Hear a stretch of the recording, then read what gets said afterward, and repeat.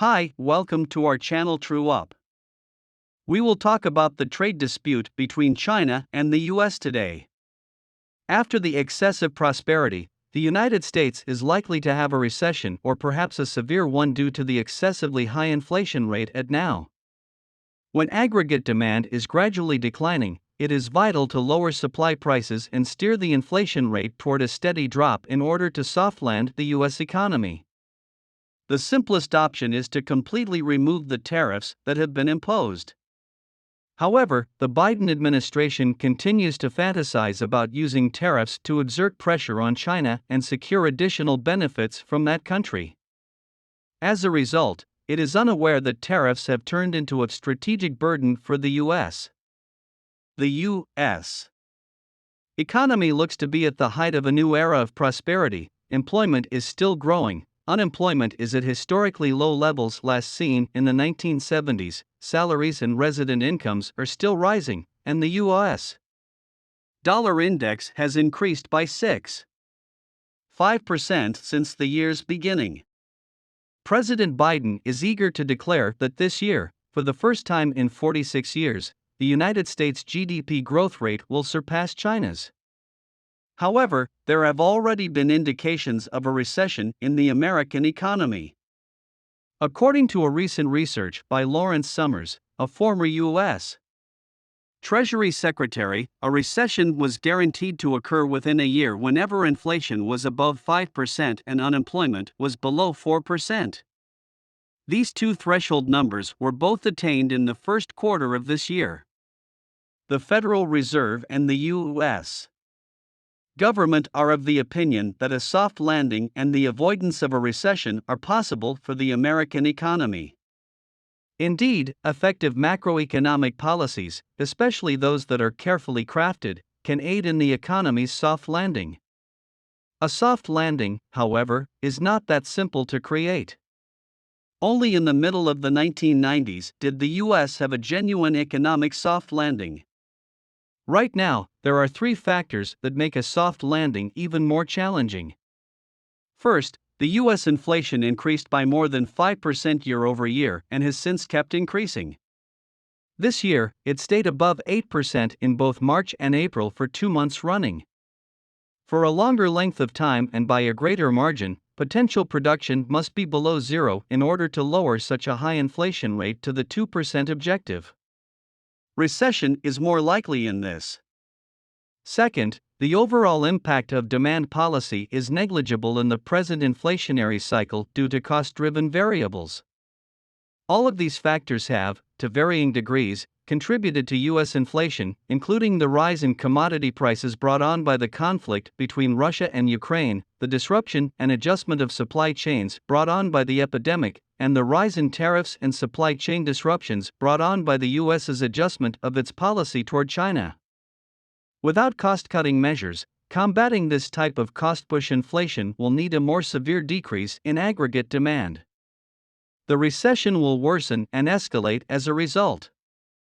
Third, in the environment of low interest rates and loose monetary policy, the U.S. financial system has enjoyed excessive prosperity.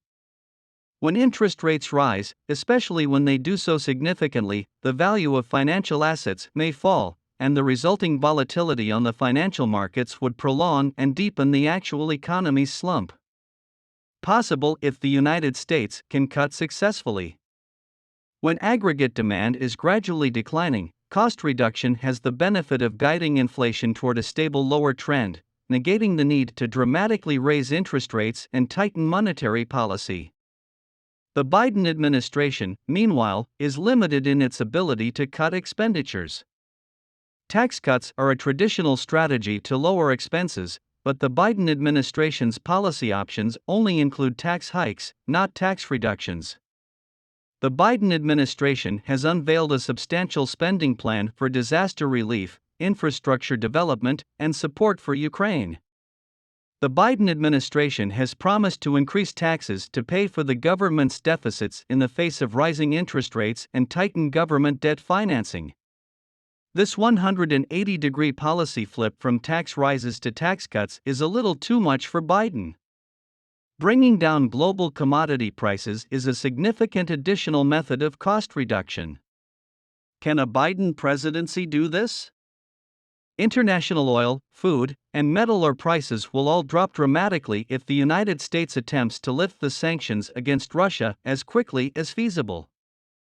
However, the Biden administration is pressuring the EU to put restrictions on Russia's oil exports, which would result in additional increases in oil prices. The administration is doing this by giving Ukraine military support, imposing economic penalties on Russia, and prohibiting 1506708. Clearly, the Biden administration prioritizes actions that would prolong the conflict and impose sanctions on Russia above those that will reduce commodity prices. In order to reduce worldwide oil prices, the United States may also ask OPEC and other producers to raise oil output. High oil prices, however, are in the best interests of nations that produce oil, and the U.S.'s sway over OPEC members has diminished. Saudi Arabia, one of the most significant OPEC members, is unwilling to work with the U.S. to raise production and lower oil prices.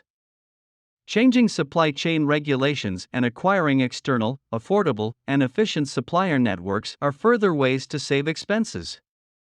However, the Biden administration's supply chain policy is focused on safety rather than efficiency.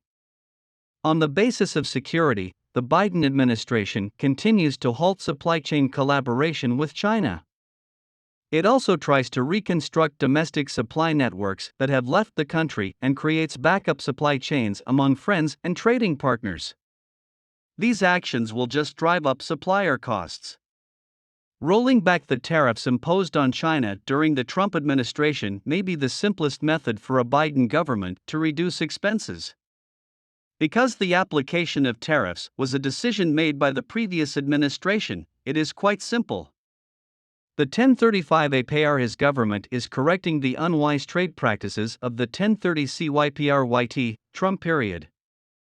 The tariffs cancellation is not a 1315 Minigal v. Trump period event. The tariffs are not being cancelled. 89193858-59, 1315 Biden's general trade strategy is incompatible with minimums. According to 1315 Heiner, removing the tariffs is in line with Biden's general trade strategy and China's trade strategy, and it is advantageous for the U.S. The United States is attempting to utilize the tariffs as a strategic advantage in return for further advantages from China. Everyone is aware that the new tariffs are now a strategic burden for the United States rather than a strategic benefit. Decreased import prices and lower inflation in the United States are two advantages that may result from the abolition of tariffs. However, the U.S. economy will continue to suffer if fantasies use tariffs to obtain further concessions from China or if they continue to apply tariffs in response to internal pressure. Additionally, lowering the inflation rate is challenging. In general, the pressure on the United States' internal aggregate demand would rise significantly, and a soft landing will be challenging to achieve if the country cannot quickly eliminate the strategic weight of tariffs and cut external supply costs through international collaboration. A recession, potentially even a Great Recession, will be unavoidable in the U.S. economy once interest rates dramatically increase, aggregate demand contracts too rapidly, and financial markets tremble. Thanks for watching our video. We would appreciate it if you subscribed our channel and gave us a thumb. See you.